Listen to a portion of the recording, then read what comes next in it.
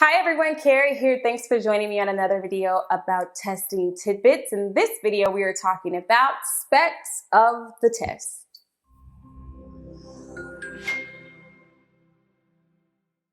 Many of you may be wondering about the specs of these exams, and in this video, we are going to spend a little bit of time talking about the details.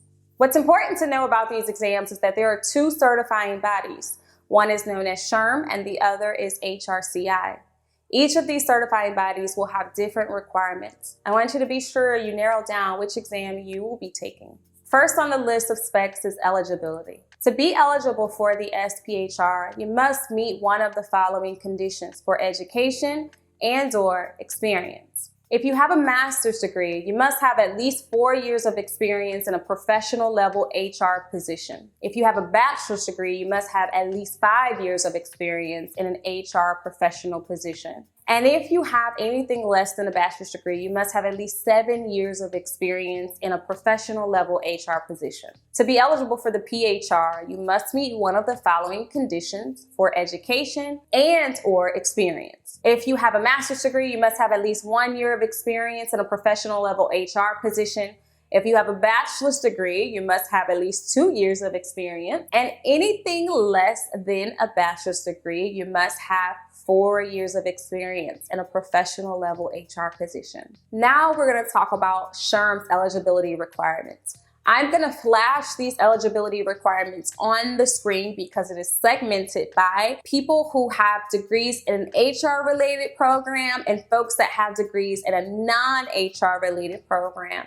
And it might be better for you to see this than for me to talk through it. So I will pop it here on the screen for you to view. I will also make sure that I provide the links to each of the sites for the eligibility criteria so you can go and read more about the eligibility for each of these exams. Now let's talk about the exam format and length. For the PHR, you have a total of 2 hours to take the exam. There are 90 scored questions, mostly multiple choice, and 25 pretest questions. These pretest questions are thrown in there so that they can test these questions to possibly be used on future exams. You will not know which of these pretest questions are scored or unscored. For the SPHR, the exam time is 2 hours and 30 minutes. You have 115 scored questions, mostly multiple choice, and 25 pretest questions. And again, these are sprinkled in there. They are trying to gauge their level of difficulty and if they will use these sample questions on future exams. For the SHRM-CP, you have 4 hours, 160 questions. 95 of those questions are knowledge-based items, and 65 of those questions are situational judgment. For the SCP, this is also a computer-based experience. You have 4 hours to take the exam, 160 questions as well, with 95 being knowledge-based and 65 being situational. Now let's talk about the cost. For the PHR, the exam fee is $395 and the application fee is $100.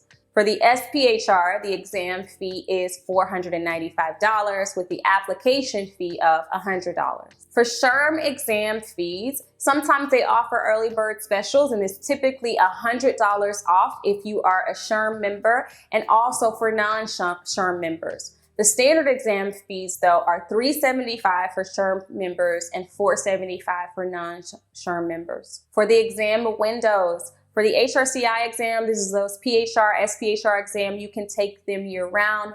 For the SHRM exam, there are exam windows and they are typically in the spring and the winter. Now let's talk about the makeup of the exam. The reason why the makeup of the exam is important is because it will help you to understand where you should be spending your time. Business management and strategy. For SPHR candidates, this is 40% of your exam. If you are not successful in this section, you will not be successful on the exam. PHR candidates, this is your second heaviest weighted section, coming in at 20% of your exam. SHRM candidates, this is worth 50% of your exam. And 40% of these questions will be situational and 10% will be core knowledge. What you can expect to see in this section are questions around HR operations and behavioral competencies, HR and business alignment, structures, organizational structures, metrics and accounting, and research and evaluation. For SHRM candidates, the remaining 50% of your exam will come from the following sections. They will be heavily focused on specific HR knowledge. Talent planning and acquisition. This is equally weighted for both PHR and SPHR candidates at 16%. What you can expect to see in this section are questions around employment laws, HR planning and succession, and also recruitment and selection. Learning and development is the lowest weighted section for PHR and SPHR candidates. For SPHR candidates, it is weighted at 12% and 10% for PHR candidates. You can expect to see questions around adult learning theories, training and education, performance management, and also managing change. Total rewards is all about the package. It is coming in at 12% for SPHR candidates and 15% for PHR candidates. And last but not least is employee engagement and labor relations. For PHR candidates, this is your heaviest weighted section, coming in at 39%. If you are not successful on this section, you will not be successful on this exam. SPHR candidates, it is your second heaviest weighted section. And you can expect to see questions around employee satisfaction, employee engagement, labor relations, health, safety, and also security. I want you to know that you will not be able to memorize your way through this exam. The test will target the following items: HR knowledge and comprehension, and these are questions that test your ability to recall factual material, such as definitions. HR application and problem solving. These kind of questions will test your ability to apply familiar principles or generalizations to solve problems. Synthesis and evaluation. These questions combine different elements and they require you to use critical and higher order thinking skills to solve complex HR problems. Now, I know you're wondering, Cari, how are these exams different? There's very little difference in their content. The primary differences are how you apply the concepts and the question format.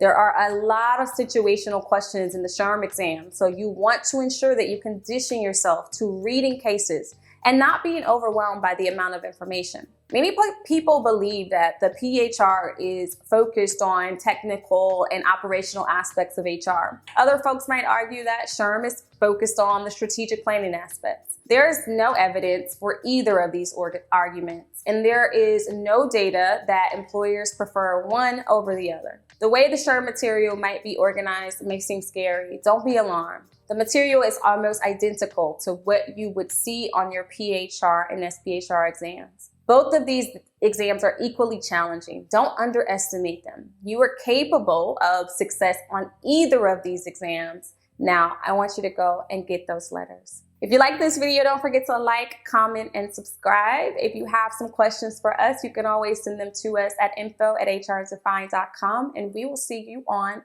the next one.